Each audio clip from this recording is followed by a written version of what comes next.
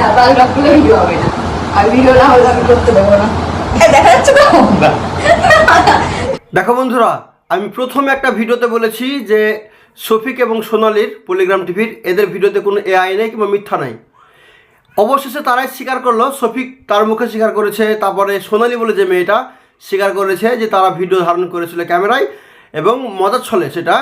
আর সে ভিডিওটা তাদের বন্ধু নাকি ব্ল্যাকমেল করে বা মোবাইল থেকে নিয়ে এটা পোস্ট করেছে তাদেরকে ব্ল্যাকমেল করার জন্য বা তাদেরকে নিচে নামানোর জন্য।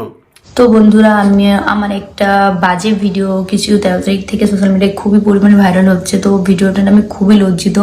অ্যাকচুয়ালি ভিডিওটা আমি করেছিলাম, করার কারণ ছিল আমি আমার বয়ফ্রেন্ড একটা রুমে ছিলাম, আমরা টাইম স্পেন্ড করছিলাম, তো সেইভাবে মজার মজা আমরা ভিডিওটা করেছিলাম। তো করার পর সেই ভিডিওটা তখন সোশ্যাল মিডিয়া আমাদের খুবই কাছের একটা বন্ধু আমাদের সাথে বেইমানি করে ভিডিওটা ভাইরাল করে দিয়েছে। তো ফার্স্ট আমি দেখে কি করে ভাইরাল করেছে ভিডিওটা, আমি এটা আপনাদের প্রমাণ দেখা যদি আপনারা বিশ্বাস না করেন। দেখুন, বলো কি বলতে হবে, বলো যে আমার আর শফিকের যদি ভিডিও যদি পোস্ট হয়, তোর শফিকের ভিডিও যদি আমার ফোন থেকে যদি পোস্ট হয় বা আমি যদি পোস্ট করি, এই ভিডিও তোমার চ্যানেল কারো কাছে নেই, হ্যাঁ আমার কাছে শফিকের কোনো নেই, আর কথা তাহলে তুমি তোর ফোন থেকে এডিট করে দিবা। হ্যাঁ হ্যাঁ হ্যাঁ তাহলে ভিডিও তো বলো যে আমার ভিডিওটা করার পরে তুমি এডিট করবা। হ্যাঁ, তোমার ভিডিও করবে, আমি সব ডিলিট করে দেবো। হ্যাঁ তো এডিট করবো মানে তোমার কোনো জিম্মেদারি নেই, টোটাল জিম্মেদারি আমার, হ্যাঁ। তাই তো? তাহলে এই ভিডিও যদি পোস্ট হয় তার জন্য দায়ী আমি রুবেল, আমি বলে দেবো। আচ্ছা তো এই হচ্ছে রুবেল। এই রুবেল আমাদের খুব কাছের বন্ধু ছিল যে ভিডিওটা নিয়ে সোশ্যাল মিডিয়ায় পোস্ট করেছিল। তো আমি তার বিরুদ্ধে কালকে সাইবার ক্রাইমে কেস করে এসেছি অলরেডি। আর এনাদের সঙ্গে আরো 2 না 3 জন জড়িত ছিল, তাদের বিরুদ্ধে আমি কেস করে এসেছি। তো কেস করে আসলে তারা আইনের জায়গাটা নিচ্ছে। তো আমি তারপরও বলছি যে ভিডিওটার জন্য আমি অনেকই দুঃখিত। তো বলতে গেলে এই ভিডিওটা 1-1.5 বছর আগেকার ভিডিও। তো আমি আগের থেকে অনেক পরিবর্তন হয়েছি। আর আমি এখন সবসময় কাজ নিয়ে ব্যস্ত থাকি।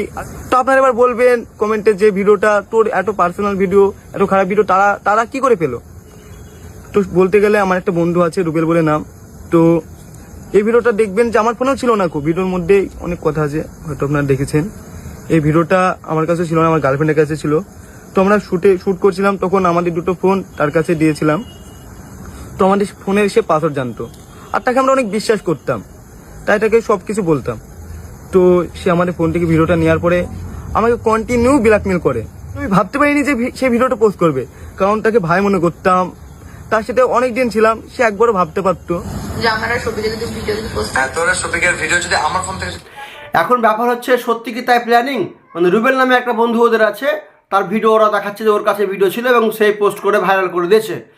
কথা হচ্ছে বন্ধু, মেয়েটা তো থানায় সাইবার ক্রাইমে কেস করেছে বা আরও বিভিন্নভাবে কেস করার কথা বললো, ভিডিওর মাধ্যমে আছে, দেখতে পাবে।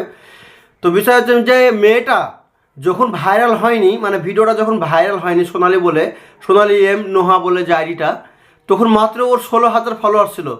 যেমনই ভিডিওটি ভাইরাল হয়েছে তেমন দেখো 1 লাখের প্লাস ফলোয়ার্স হয়ে গেছে।